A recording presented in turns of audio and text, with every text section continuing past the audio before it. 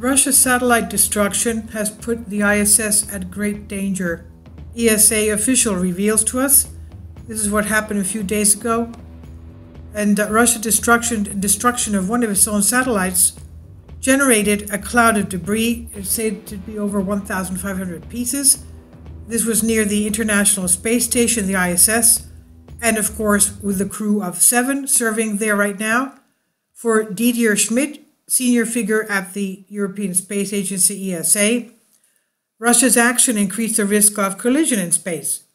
The question is, was it a close call for the 7 astronauts, 4 US, 2 Russian, and a German, which are right now aboard the ISS?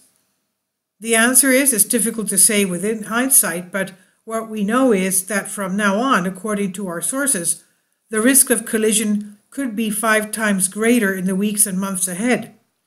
This new debris field is moving in the same direction as the ISS, which is to around 400 kilometers in altitude at more than 8 kilometers a second. That's 7 to 8 times faster than a rifle bullet. So to avoid them, you have to predict a long time in advance.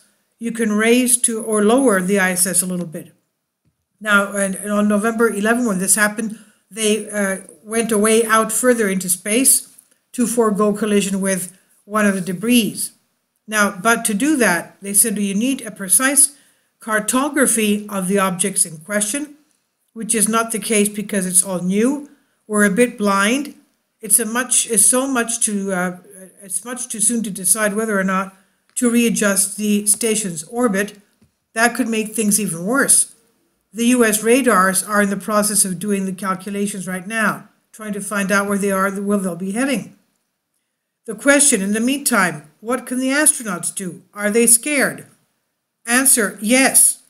Yesterday, Monday, the only thing to do was to cross their fingers and take shelter in their respective escape capsules. Can you imagine? Certain objects passed less than 1 kilometer away from the space station.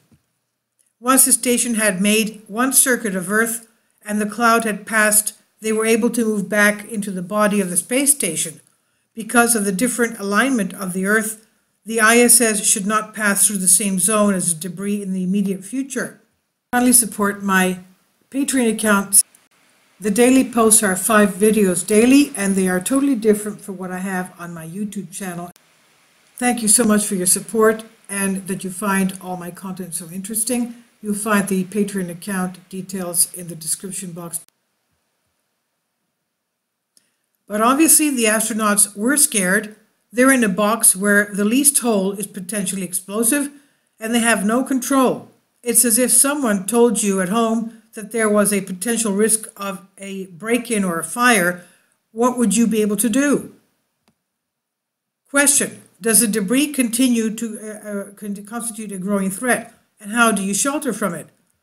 Answer, the great danger of the debris is a domino effect. The more debris you have, the more chance you have of hitting satellites, and so to blow others up and so on. At these speeds, any impact can be devastating. The ISS was built in the 1990s. There was a lot less at that time, a lot less debris, and even though the risk of collision has risen, the original structure of the vessel has not changed. The capsules docked to the ISS are a lot better protected by several layers of aluminum, which mitigate impacts, and these capsules, moreover, being smaller than the ISS, which is as large as a football pitch, the risk of collision is diminished.